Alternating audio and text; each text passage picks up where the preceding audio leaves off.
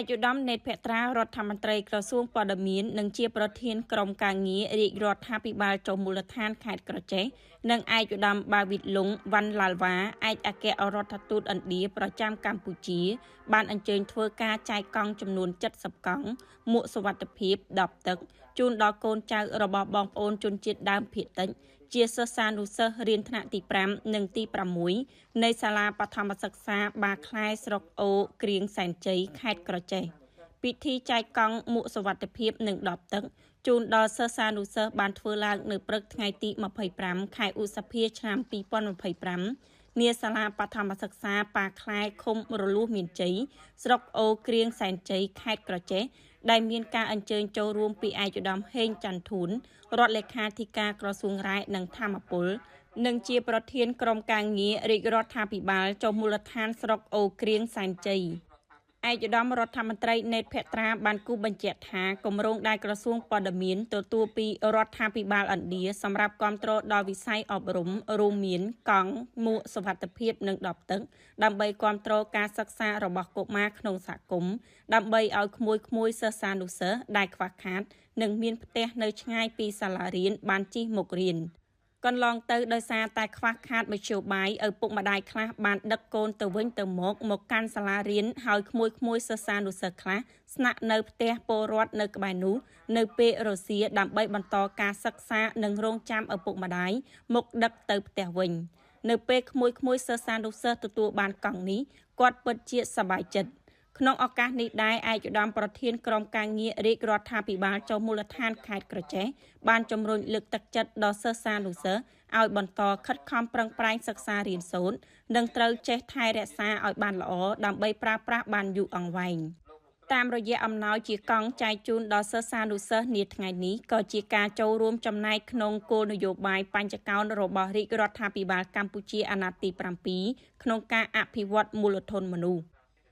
ឯកឧត្តមឯកអគ្គរដ្ឋទូតឥណ្ឌាប្រចាំកម្ពុជាបានសម្ដែងនៅការរីករាយដែលបានសម្ពោធនៅគម្រោងដ៏មានសារៈសំខាន់មួយទៀតគឺការចែកកង់ដល់ក្មួយសិស្សានុសិស្សក្រោមគម្រោងផ្ដល់ផលរហ័សសម្រាប់ការគាំពារសហគមន៍សាលារៀនដែលត្រូវបានអនុវត្តក្រោមកិច្ចសហប្រតិបត្តិការមេគង្គគង្គានៃក្របខ័ណ្ឌ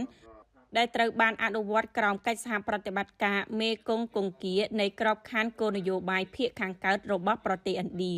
គម្រោងនេះបានបង្ហាញភាពជាដៃគូអភិវឌ្ឍរបស់យើងដែលលើកនេះផ្ដោតលើការអប់រំនិងសុខុមាលភាពរបស់ក្មួយសិស្សានុសិស្សឯកឧត្តមឯកអគ្គរដ្ឋទូតបានបញ្ជាក់ថាយើងបានយល់យ៉ាងច្បាស់ពីបញ្ហាប្រឈមជាក់ស្ដែងរបស់ក្មួយសិស្សានុសិស្សនៅតាមជនបទដែលតែងតែធ្វើដំណើរយ៉ាងឆ្ងាយទៅសាលារៀនដូច្នេះសម្រាប់គម្រោងនេះមានគោលបំណងដោះស្រាយបញ្ហាប្រឈមតាមរយៈការផ្ដល់កង់ទាំងនេះសង្ឃឹមថានឹងជួយកាត់បន្ថយពេលវេលាធ្វើដំណើរអត្រាបោះបង់ការសិក្សាមានកម្រិតទាបនិងលើកទឹកចិត្តឲ្យមានការចូលរៀនទៀងទាត់កង់ទាំងនេះមិនត្រឹមជាមធ្យោបាយធ្វើដំណើរនោះទេតែវាគឺជានិមិត្តរូបនៃឱកាសនៅពេលក្មួយសិស្សានុសិស្សបានទទួលកង់ក្មួយនឹងមានលទ្ធភាពទទួលបានការអប់រំកាន់តែល្អប្រសើរមានពេលវេលាសិក្សាកាន់តែច្រើននិងមានឱកាសកាន់តែច្រើនក្នុងការបន្តក្តីស្រមៃរបស់ខ្លួន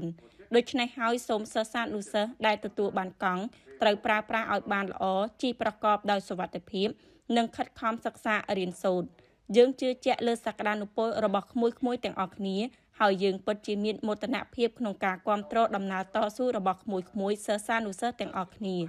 អ្នកទាំងអស់គ្នាគឺជាអនាគតសម្រាប់ប្រទេសកម្ពុជាហើយយើងមានកិត្តិយសក្នុងការជួយជ្រោមជ្រែងក្មួយសិស្សានុសិស្សទាំងអស់គ្នាលើវិថីឆ្ពោះទៅកាន់ថ្ងៃស្អែកដ៏ភ្លឺស្វាងតាមការបញ្ជាក់របស់ឯកឧត្តមប្រាក់ថាវអមិតាអនុរដ្ឋលេខាធិការក្រសួងព័ត៌មានបានឲ្យដឹងថាគម្រោងចែកកង់មួកសុវត្ថិភាពនិង10ទឹកត្រូវបានអនុវត្តក្នុងគោលបំណងគាំទ្រការសិក្សារបស់សិស្សនៅក្នុងសហគមន៍ដោយរួមចំណែកកាត់បន្ថយអត្រាបោះបង់ការសិក្សារបស់សិស្សពីកម្រិតបឋមសិក្សាទៅអនុវិទ្យាល័យដោយសារកង្វះមធ្យោបាយធ្វើដំណើរទៅសាលានិងជួយលើកកម្ពស់ជីវភាពរស់នៅរបស់គ្រួសារសិស្សខ្វះខាតកាន់តែប្រសើរឡើងដោយរួមចំណែកកាត់បន្ថយថ្លៃចំណាយនិងពេលវេលារបស់ពួកគាត់ក្នុងការធ្វើដំណើរពីផ្ទះទៅសាលាជាពិសេសគម្រោងនេះនឹងបង្កើនការទទួលខុសត្រូវនិងឯករាជ្យភាពរបស់សិស្សឲ្យកាន់តែក្លាហានក្នុងការធ្វើដំណើរទៅសាលារៀនដោយខ្លួនឯង គម្រោងនេះនឹងចែកកង់មួកនិងដបទឹកបរិស្ថានដល់សិស្សនៅសាលាបឋមសិក្សាចំនួន3ក្នុងស្រុកអូក្រៀងសែនជ័យសរុបចំនួន200កង់មួកដបទឹកដោយលើកទី1នៅថ្ងៃទី25នេះចំនួន70កង់មួកដបទឹកដល់សិស្សនៅសាលាបឋមសិក្សាប៉ាខ្លែលើកទី2ក្រុងនឹងចែក97កង់មួកដបទឹកដល់សិស្សនៅសាលាបឋមសិក្សាស្រែស្បូវលើកទី3ក្រុងនឹងចែក33កង់មួកដបទឹកដល់សិស្សនៅសាលាបឋមសិក្សាអំពកកង់